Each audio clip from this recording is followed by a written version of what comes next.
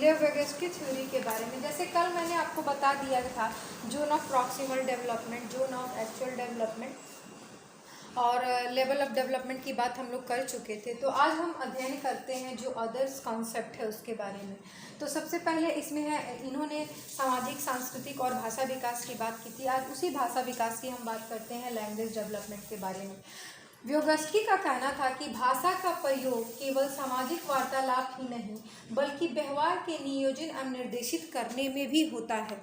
अर्थात इन्होंने संज्ञानात्मक विकास के लिए, संज्ञानात्मक विकास में भाषा एवं चिंतन के योगदान को स्पष्ट रूप से व्यक्त किया। उन्होंने कहा कि जो भाषा है, भाषा का प्रयोग होता है वह व्यवहार को नियोजन और निर्देशित करने में भी यूज़ होती है। ये केवल सामाजिक वार्तालाप का साधन नहीं है बल्कि हमारे व्यवहार को प्लानिंग करती है, हमें इंस्ट्रक्शन देती है कि हमें किस तरह का व्यवहार करना है। एक तरह से उन्होंने क्या किया, लैंग्वेज को चिंतन से रिलेट कर दिया। उन्होंने कहा कि भाषा और चिंतन दो अलग अलग पहलू नहीं है बल्कि दोनों एक ही सिक्के के दो पहलू हैं। अर्थात भाषा और चिंतन का विकास जो होता है एक तरह से होता है। जैसे कि पहले शुरू में क्या होता है, भाषा का विकास अलग होता है, चिंतन का विकास अलग होता है, लेकिन बाद में जो होते हैं दोनों एक ही अंतःक्रिया द्वारा दोनों एक ही हो जाते हैं, भाषा और चिंतन। जैसे छोटे बच्चे होते हैं, शुरू में कुछ भी अनर्गल बातें बोलते हैं, आ बा चा, लेकिन धीरे धीरे वो माँ का अर्थ समझने लगते हैं कि माँ जो होती है यही मेरी माँ है, तो वो चिंतन करने लगते हैं। माँ शब्द का चिंतन कर, अपने भाषा से माँ को जोड़ लेते हैं, चिंतन कर लेते हैं कि मेरी माँ वही है।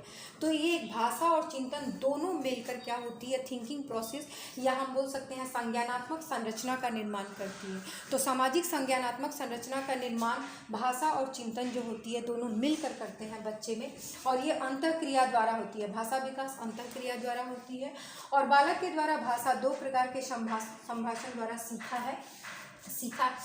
है। तो ये संभाषण कैसे सीखता है, पहला है इनर स्पीच और दूसरा एक्सटर्नल स्पीच। अब इनर स्पीच की हम बात करते हैं कि इनर स्पीच जो होता है ये 3 से 7 साल के बच्चे जो होते हैं, 3 से जो 7 साल के बच्चे होते हैं अपने आप से बातचीत करना सीख लेते हैं। इसके बाद स्वयं से बात करना सीखते हैं, बच्चों का स्वभाव बन जाता है। मतलब कि जो 3 से 7 साल के बच्चे होते हैं वो अपने आप में बातचीत करते रहते हैं और इसके बाद स्वयं बातचीत करना बच्चों का स्वभाव बन जाता है। वह खुद में बातचीत करता रहता है। इसे आत्म केंद्रित संभाषण भी हम लोग बोला जाता है। ये 3 से 7 साल के बच्चे में होता है। आप लोग देखते होंगे 3 से 7 साल के बच्चे अपने आप में बहुत सारी अपने खेलते रहते हैं और कुछ ना कुछ अपने आप में बोलते रहते हैं। तो जो ये 3 से 7 साल के बच्चे खुद जो बोलते रहते हैं इसी को हम इनर स्पीच कहते हैं और आत्म केंद्रित इसको संभाषण के नाम से भी जाना जाता है। कहा भी जाता है कि जिस बच्चे में जितना ज़्यादा आंतरिक संभाषण का विकास होगा वो बच्चा उतना ज़्यादा दक्ष होता है बाद में, यानी उसकी मेंटल एबिलिटीज़ का विकास उतना ज़्यादा होता है, मानसिक योग्यता उतनी ज़्यादा उसकी विकसित होती है। तो जो हम बच्चे आपस में बातचीत करते रहते हैं उसे पागल नहीं समझना चाहिए। समझना चाहिए कि बच्चा आपस में बात कर रहा है यानी आगे चल के इसका मानसिक विकास बहुत अच्छे तरीके से हो रहा है। तो ठीक है। दूसरा है एक्सटर्नल स्पीच, बाह्य संभाषण की हम बात करते हैं। जब बालक विचारों को ध्वनि में परिवर्तित कर लेता है या दूसरों से बातचीत करता है तो इसे बाह्य संभाषण कहते हैं। ठीक है, इसके बाद की अवस्था होती है और इसमें शब्दों का प्रयोग होता है, इसीलिए इसे शाब्दिक संभाषण भी कहते हैं। जब बालक दूसरों से बातचीत करने लगता है, अपने आसपास के लोगों से, अपने दोस्तों से, अपने माता से, अपने पिता से, मतलब एकदम फ्लुएंसली, मतलब जैसे बातचीत करना है वैसे जब बातचीत करने लगता है, शब्दों का तोड़ मरोड़ के यूज़ करने लगता है, तब उसे हम एक्सटर्नल स्पीच कहते हैं।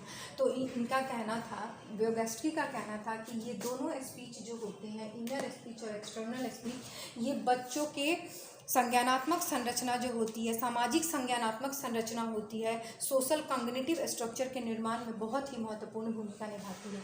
उसके बाद इन्होंने लैंग्वेज टूल्स की भी बात की थी, भाषा यंत्र की बात की थी, जिसमें भाषा के गुणों को एक संस्कृति से दूसरी संस्कृति में व्यक्त किया था। जब बच्चा स्कूल में जाता है तो दूसरे की भी संस्कृति को देखता है, दूसरों के हाव भाव को देखता है, तो उससे भी वो सीखता है ना। बच्चा गया, कोई बंगाली बोलने वाला है, डेली बंगाली बोल रहा है, तो आपका भी बच्चा 1-2 शब्द बंगाली सीख लेता है या फिर उनके हाव भाव का एक्टिंग करने लगता है। दूसरे संस्कृति के लोग रहते हैं, मुस्लिम संस्कृति है या फिर किसी और संस्कृति के लोग हैं, और एक बच्चा हिंदू संस्कृति तो मुस्लिम संस्कृति को देखता है तो उसका कॉपी करने की कोशिश करता है। तो ये सारा चीज़ हो जाएगा आपका भाषा टूल्स, लैंग्वेज टूल्स की बात हो गई।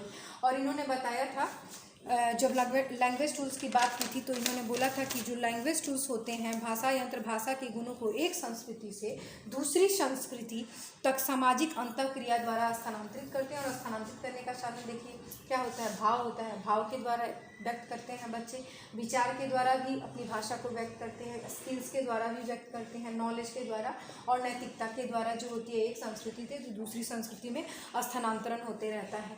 उसके बाद हम ढांचा निर्माण की बात करते हैं, बहुत इंपॉर्टेंट है। जिस तरह इनका भाषा विकास बहुत इंपॉर्टेंट है उसी तरह ढांचा निर्माण भी इनका बहुत ही इंपॉर्टेंट फैक्ट है। स्काफोल्डिंग बहुत ही इंपॉर्टेंट इनके में माना जाता है जिसकी बात होती है। तो मैंने इसके पहले जोन ऑफ प्रॉक्सिमल डेवलपमेंट आपको बता दिया था कि जोन ऑफ प्रॉक्सिमल क्या होता है। तो जोन ऑफ प्रॉक्सिमल आपको पता है जहाँ पर वो अंतर करने लगता है, मतलब खुद से सीखना और दूसरे के द्वारा सिखाने के बीच में जब अंतर करने लगता है उसे जोन ऑफ प्रॉक्सिमल कहा जाता है। तो ये कॉन्सेप्ट स्काफ फोल्डिंग आपका जोन ऑफ प्रॉक्सिमल से संबंधित है। दूसरा है स्काफ फोल्डिंग वह तकनीक है जो सहायता के स्तर में परिवर्तन करती है। सहायता के स्तर में परिवर्तन करती है मतलब कि मैं एक उदाहरण के द्वारा आप इसको समझाऊंगी। स्काफ फोल्डिंग एक टेक्निक है जो ये बताती है कि सहायता के स्तर में परिवर्तन करना है या नहीं करना है। जैसे जोन ऑफ प्रॉक्सिमल में भी यही बात करता है।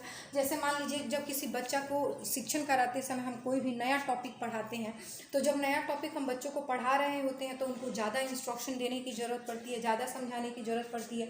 लेकिन जैसे जैसे बच्चे की क्षमता व अभ्यास जो होता है, कार्य अभ्यास बढ़ते जाता है, वैसे वैसे हम अपना निर्देशों की संख्या, इंस्ट्रक्शन की संख्या कम करते जाते हैं। मान लीजिए मैंने आपको ये थ्योरी पढ़ाया है, कल ये थ्योरी पढ़ाया तो बिल्कुल नहीं समझ में आ रहा था, लेकिन अब ये थ्योरी आप पढ़ रहे हैं, सोशल कल्चरल थ्योरी आपको पहले से पता है तो प्रीवियस नॉलेज से आप रिलेट करते हुए इसको बहुत अच्छे से समझ पा रहे हो। तो यही चीज़ है, जैसे जैसे आप समझने लगोगे, जब मैं इसका एजुकेशनल इम्प्लीकेशन पढ़ाऊंगी तो आप खुद ब खुद इस सारे कॉन्सेप्ट को वहाँ क्लियर कर लोगे तो आपको समझ में आने लगेगा।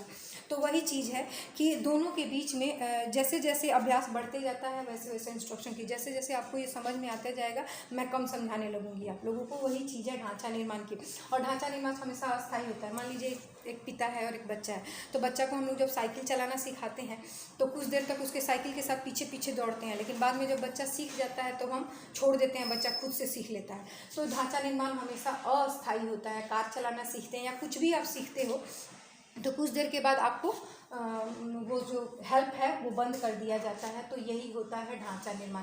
बच्चा जब चलना शुरू करता है ना तो बच्चा चलना शुरू में हम उसका हाथ पकड़ के चलना सिखाते हैं और बाद में बच्चा का हाथ छोड़ देते हैं, धीरे धीरे वो खुद चलना सीख लेता है। ये आपका उदाहरण हो जाएगा ढांचा निर्माण का।